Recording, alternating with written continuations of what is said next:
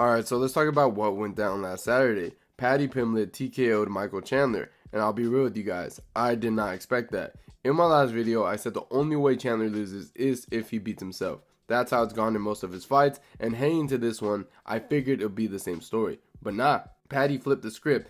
He didn't just show up physically, he showed up sharp, smarter, more composed, and way more polished than we've ever seen him before. And look man, I know it was hard to gauge where Paddy was really at because of his last two opponents, you know, Bobby Green and Tony Ferguson, both legends in their own right, but let's be honest, they're at the end of their career. So it wasn't like Paddy was proving anything majors in those fights. But this one, against Chandler, this was the test. This was the moment where we were either going to see a hype train get derailed or a real contender emerge, and Paddy passed the test. And you see, what really impressed me the most was how calm and composed he was. He didn't fall into chaos that Chandler usually thrives in. He didn't swing wild, didn't chase the finish recklessly. He kept his hands tight, his eyes sharp, and he made Chandler work for every exchange. It was honestly the most mature version of Paddy we've seen to date.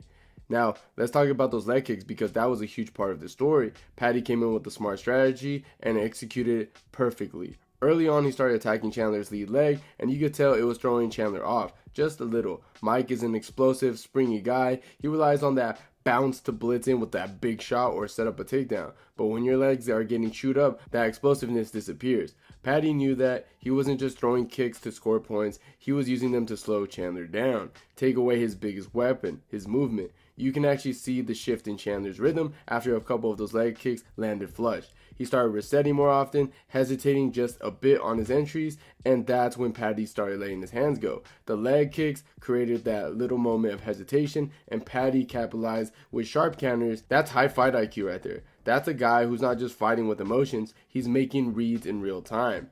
And don't get me wrong, there's still stuff to clean up. Paddy still backs up in straight lines sometimes, and his head movement isn't the most fluid. A sniper type striker could find success with that in the future. But the movement, it's obvious now. This was calculated layer performance. He didn't go in there looking for a ball. He went in there with a plan. And for the very first time, he looked like a legit top 10 lightweight. So yeah, I'm giving Paddy his props. He proved a lot of people wrong, including me. And if he keeps evolving like this, we might have to start talking about him in a whole new light. Now, with all that being said, I know a lot of people are still not sold on Paddy. I've seen these takes, oh, he's not that good. He's just being guys who gas out. Chandler's washed. That wasn't a real win. And you know what? I feel like that's a fair reaction if you're just looking at the surface. I really do. Twice now, I thought the same thing. Like, is this legit growth or is he just catching the right guys at the right time? I feel like a lot of this doubt comes from the context of his last few fights, beating Tony and Bobby Green. Yeah, it's hard to get excited about that in 2025. Those wins feel like a layup, and if we're going to be real, he didn't look amazing in either of them. So when you follow that up with a fight against Chandler, who's explosive but not clearly the same guy from 2021, it's easy to default to, oh, Chandler just gassed and Paddy capitalized, and to be fair, some of that is probably true.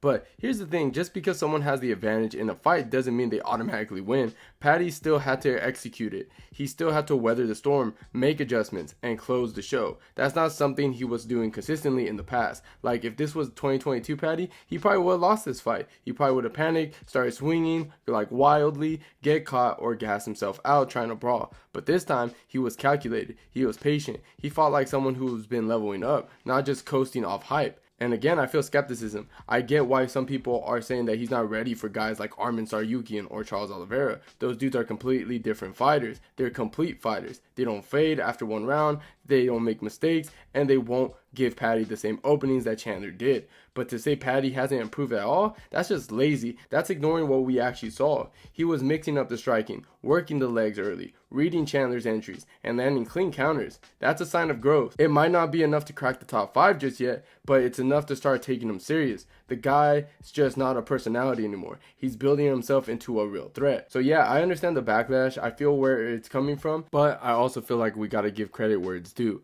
Paddy's not a finished product yet, but he's clearly not the same dude that fought Jared Gordon either. And if he keeps trending the upwards like this, then hey, we might just be watching a real contender develop in front of us, whether people like it or not. And that brings me to something else. I've been seeing floating around people acting like Paddy's win wasn't just underwhelming, but somehow meaningless in the big picture. But I actually think it's the opposite. I think this win, for better or worse, changed the landscape of the lightweight division more than people realize. Because whether you believe in Paddy or not, you have to admit this. This made matchmaking a lot easier for the UFC. You beat Chandler in a more decisive fashion than Charles Oliveira did. And then you got on the mic, called out Charles. Yeah, you're probably getting that fight. And honestly, it just makes sense. Both guys beat the same opponents. Both guys are coming off big moments. And both guys bring serious star power. That fight sells itself.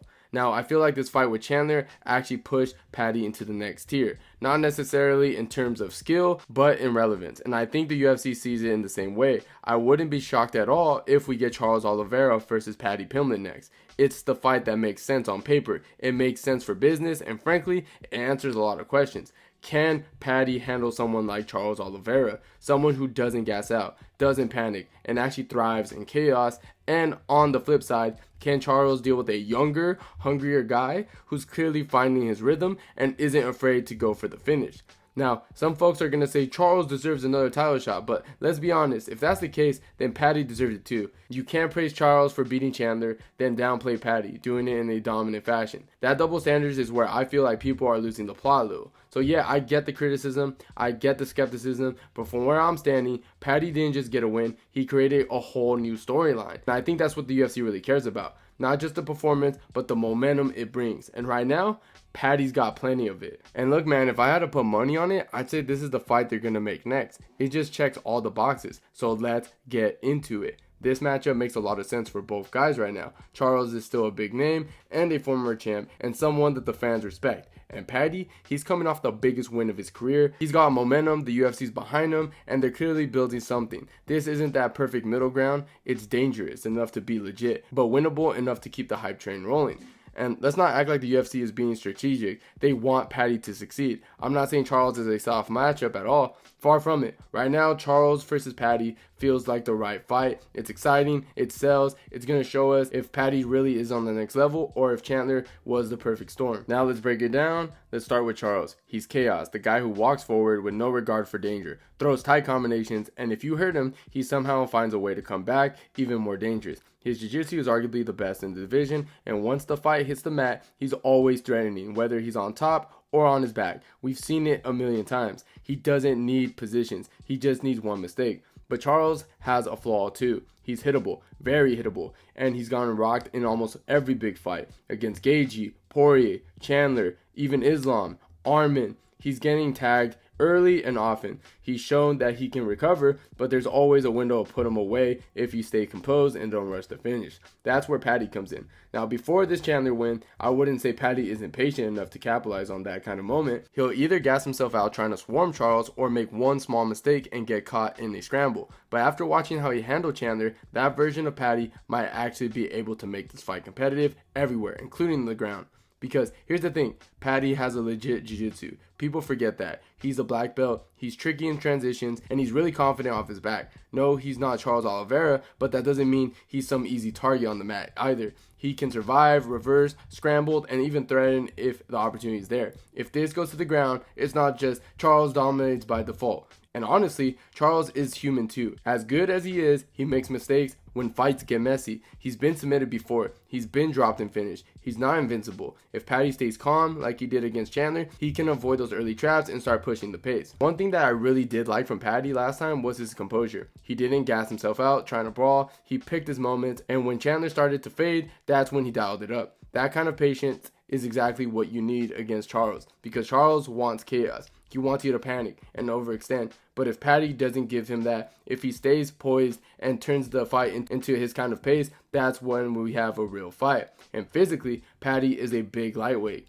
Strong, long, and hard to hold down. Chandler struggled to keep him on the mat, and if Charles can't control him early, we've seen what happened. Charles fades. He slows down when you pressure him and don't go away. And that's something Paddy's good at. Staying in your face, walking you down, making things uncomfortable. Plus, Paddy's awkward as hell. His movement is weird. His rhythm is hard to read, and his striking, while still unorthodox, is getting sharper. He switches stances mid-combos, throws those looping hooks, mixing kicks. You can't prepare for him like a standard striker. That's unpredictability can throw Charles off, especially if he expects a cleaner. So this is the bottom line. If Charles gets to the ground, catches Paddy early, yeah, he can absolutely get a finish. That's always a threat with Oliveira. But if Paddy survives those early grappling exchanges, keeps his composure, and starts applying pressure in the second and third, that's when the fight can flip. Because Charles fades and Paddy, he doesn't. At the end of the day, this fight just makes sense for the fans, for the UFC, and for both fighters. It's one of those matchups that can either skyrocket Paddy to the next level or remind everyone just how dangerous Charles Oliveira still is. Either way, if this gets booked, you get bet the MMA world is going to be watching, and I guess we'll see what happens.